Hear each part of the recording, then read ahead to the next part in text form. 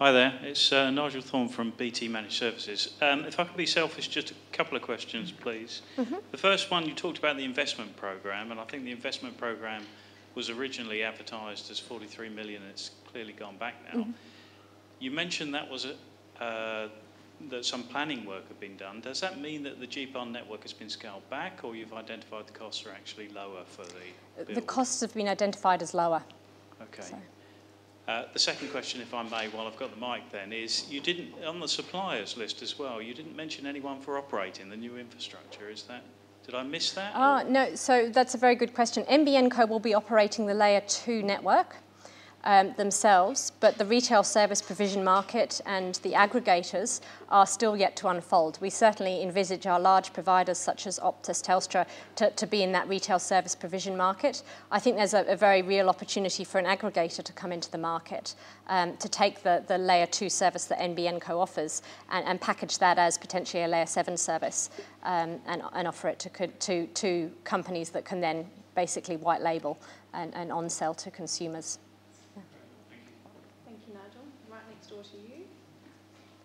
Hi, good evening. My name is Jonathan Kay.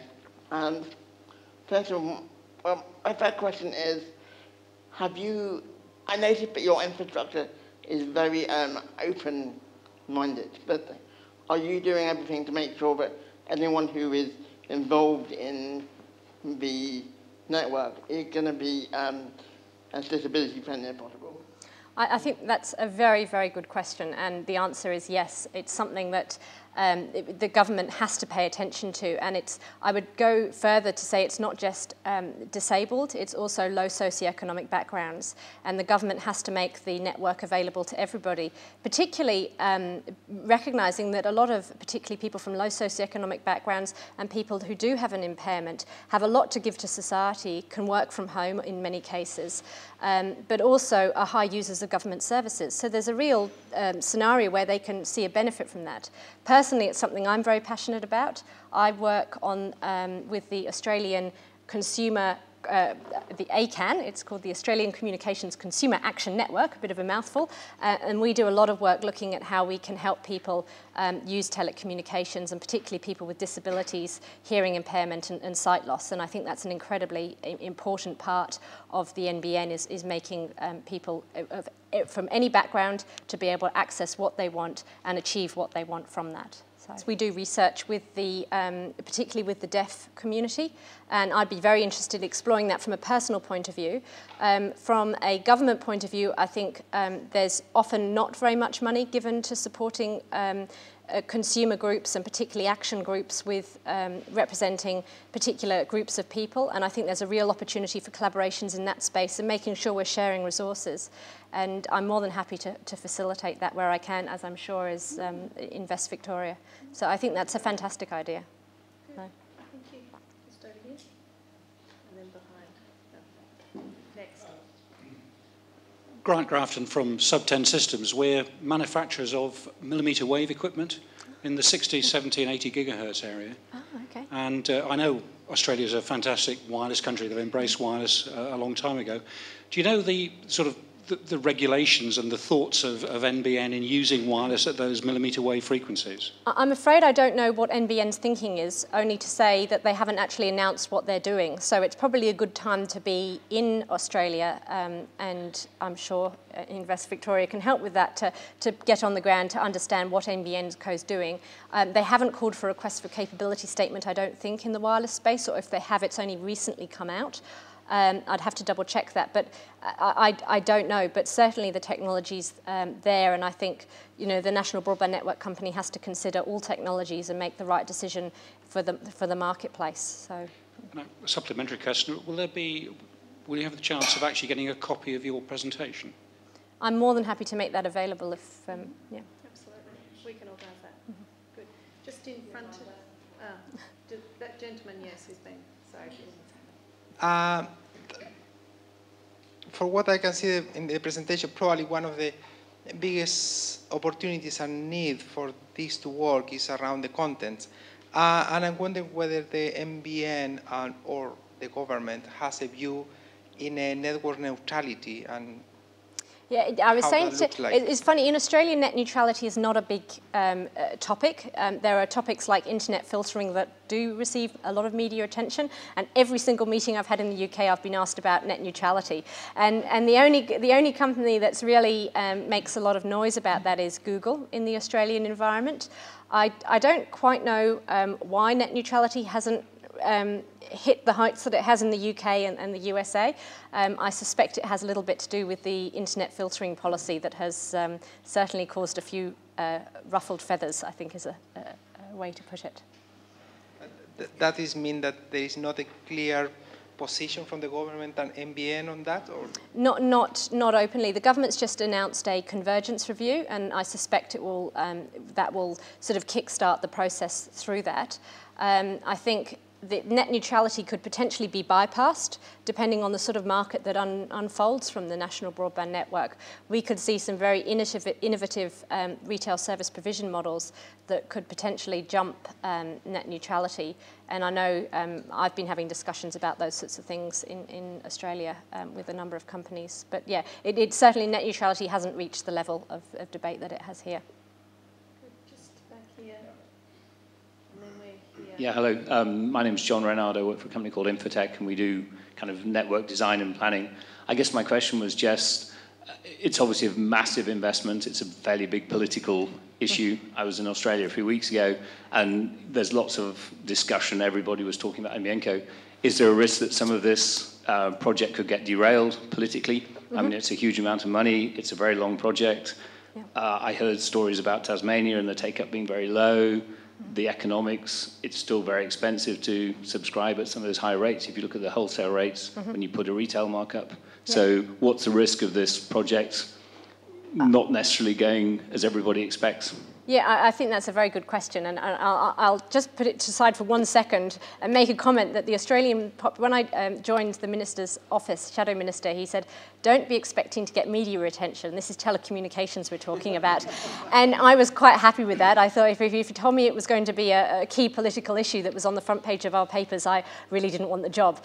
Broadband is now on the front page of our papers, and the Australian population have a lot to say about the capabilities of wireless and fibre and the like, and it is absolutely a political issue. And I don't think, unless you're on the ground in Australia, you can fully comprehend how politicised broadband is.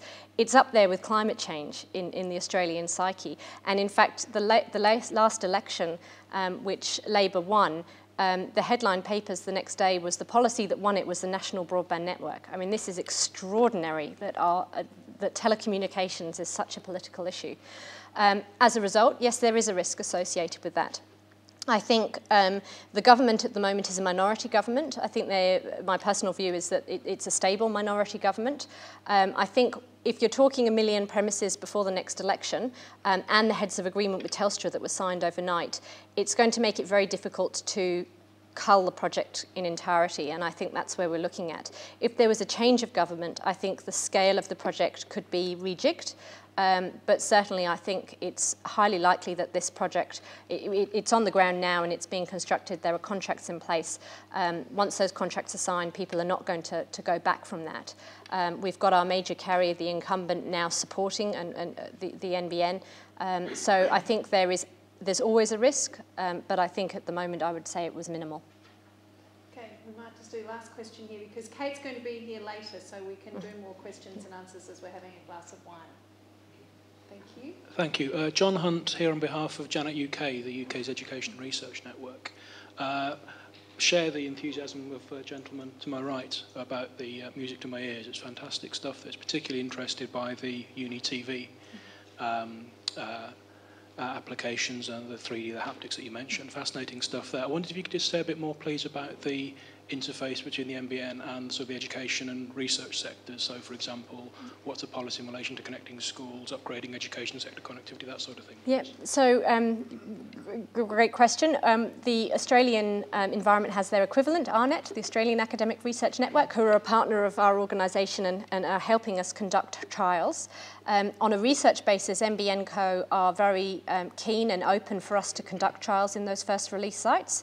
obviously subject to ethics. We can't be bowling into people's home and putting technology wherever we want, but we're very keen to explore those opportunities. The network will be passing schools, so it is to roll out to schools. ARNet, I'm not quite sure how that will unfold. I mean, that's really a matter between ARNet and NBN Co, but I would think that ARNet owns some of its own infrastructure, but I would think that it would be a retail service provider, in effect, to the university sector on the NBN. So I think there's a close relationship, and I know that they are in discussion on those sorts of issues. Okay, thank you so much. And to everybody else who had questions, please know that Kate is hanging around for a bit afterwards as well. So Kate, thank you very much. Thank you. Hi, I'm Anthony Walker. I'm Chief Executive of the Broadband Stakeholder Group in the UK, which is an organisation that brings together lots of commercial players who are interested in the broadband market over here. Clearly there's an enormous amount of interest in NBN Co and what's happening in Australia and the UK. Clearly it's a huge investment, it's a really ambitious programme, and there's a lot of interest in both the deployment of the network itself, but also what you can do with that network and how it can really be a real test bed, I think, for global innovation in terms of new services and applications running over a truly high-speed network. So really, really interesting from a UK perspective to see what's going on. Clearly from the members of my organisation, there are sort of two interests. One is the potential to be involved in the building of the network itself. So a lot of people with network expertise, technology expertise, certainly very interested from that perspective. But I think then on the next level, there's lots of interest in the services and applications that could run over the network. The kind of issues that are being looked at, whether it's telehealth, whether it's better environmental services, things like smart grid, they're the same issues that we're looking at in the UK, but clearly when you've got a real, true next-generation network, you can do things differently. So I think there are a lot of people who are very interested in looking at, potentially trialling, testing innovations in Australia.